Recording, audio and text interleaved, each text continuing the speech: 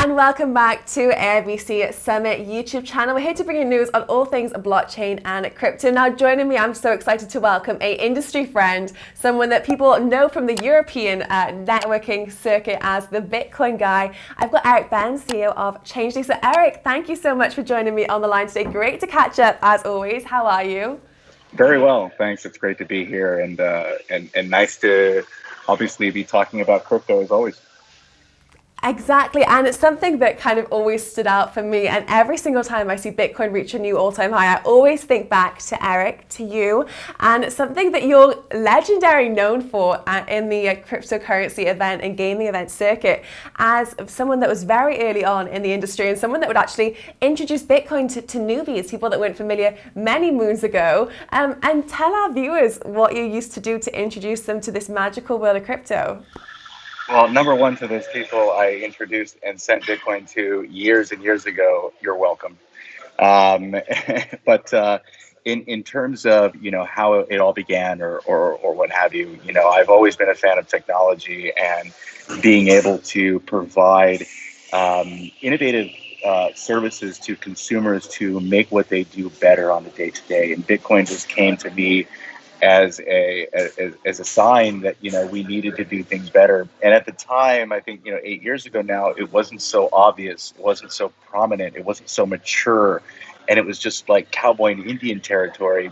And so obviously with an industry like gaming and online casino, that's already a risky industry itself. And then when you merge a new innovative technology such as crypto and blockchain into that mix, it became like a bit of a complicated mess in the sense that the risk element of that became too much for some people to handle. But I kept at it and really became a very prominent speaker along with a fellow colleague and friend of mine, John Matonis.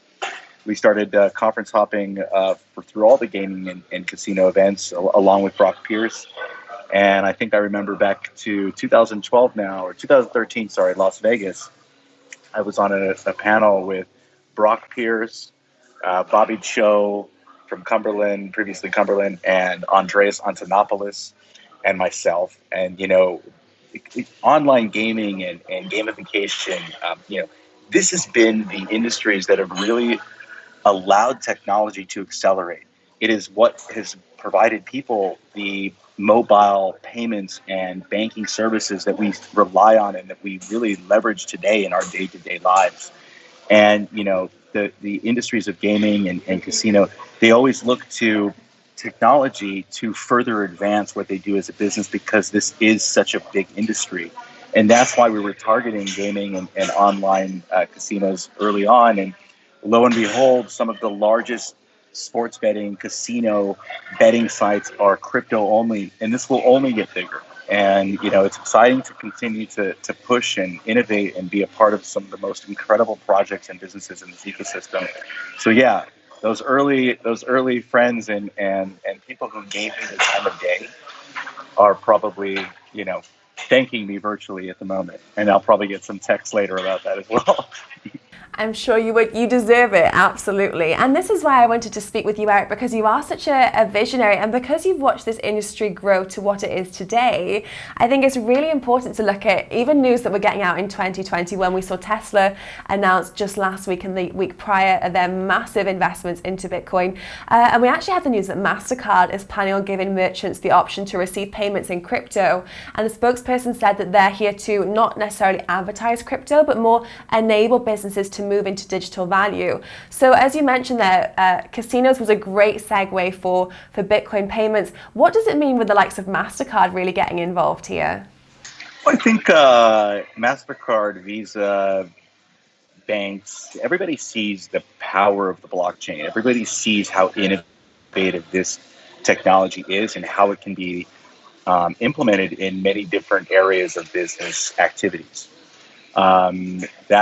That value add, that asset class of Bitcoin is exciting in the sense that this is the first, this is the biggest, this is the, when you're walking through a forest and you see many trees, this is the tallest tree, right? This is the tree that all the other little trees feed off of. And moving forward, Bitcoin will become the world reserve currency.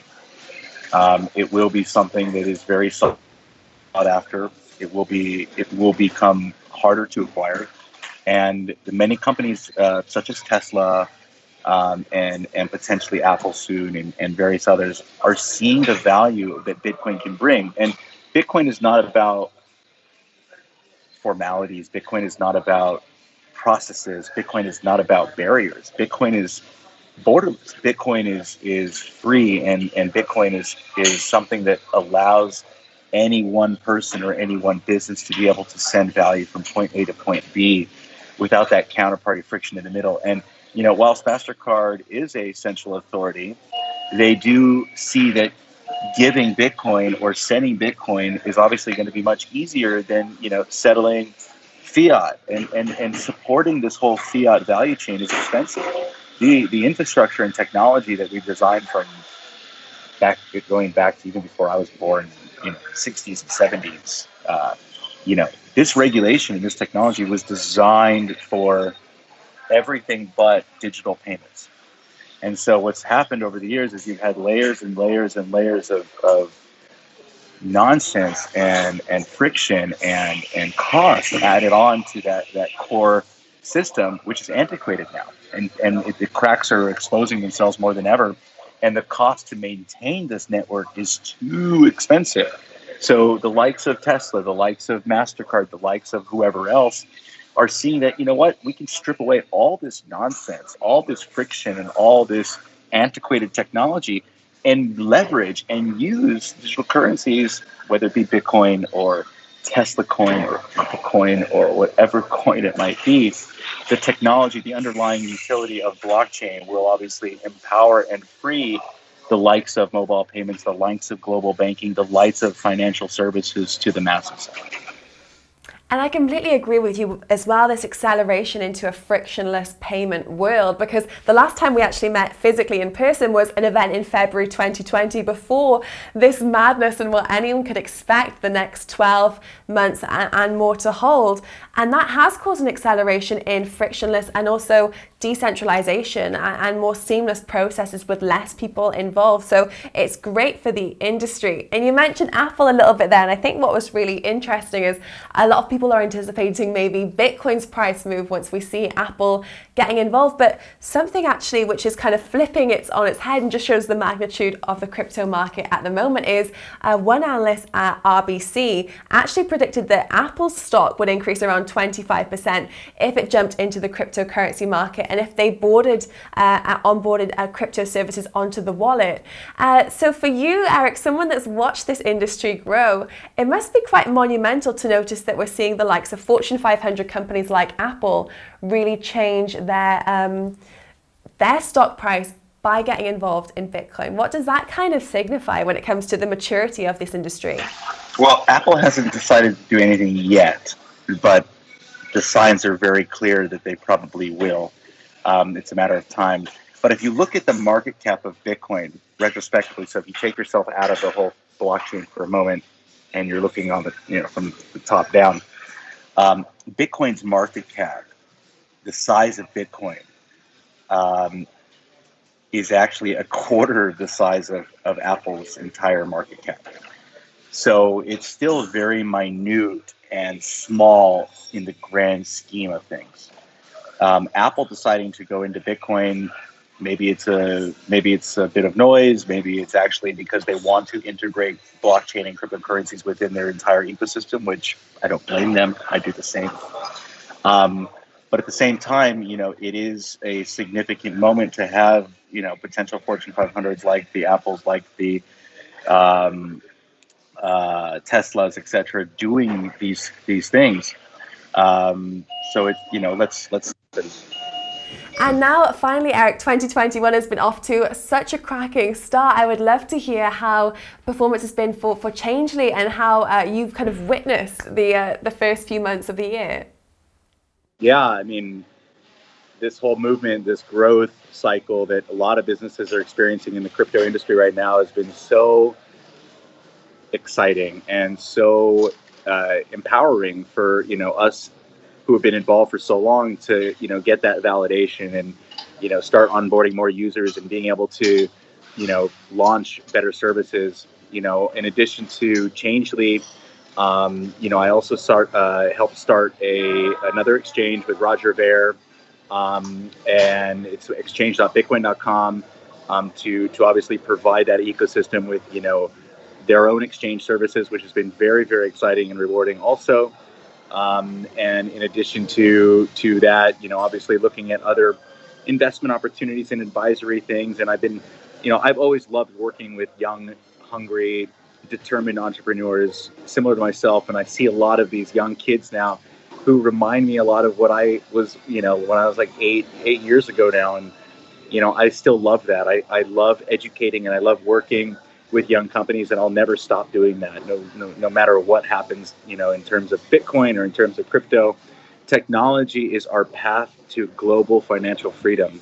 And we need to continue to innovate, and we need to continue to implement those technological innovations to make our world a better place. And at the end of the day, like we see right now, it's not the people that are the problem.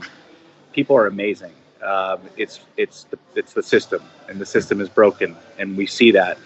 I mean, we don't see it as much in the West, in the world that we are used to living in. We wake up, our phones are charged, and we're looking at all the emails coming through, and listening to music, and we look at our cards and cash, and we accept 3% because it makes things convenient. But most people in this world don't have that. And, the only way that they're going to get access to this new financial, decentralized ecosystem is with blockchain and digital assets and cryptocurrencies and businesses that continue to strive to provide innovative solutions to improve their lives and improve the world.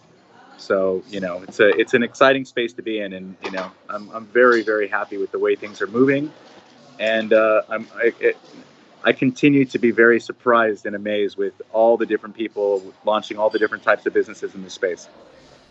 Fantastic, and I'm sure you're an inspiration to a lot of them as well. It was a really insightful note to end the interview on. Thank you so much for your insights once again, Eric. Always a pleasure to catch up, and hopefully next time we'll get to have this communication at an event in person. But in the meantime, take care. Thank you. Thank you so much. Thank you. That's all from myself and Eric. We'd love to hear how you found this interview, what you're looking ahead for the rest of this year, and what kind of things are taking you the most by surprise. Let us know in the comments below.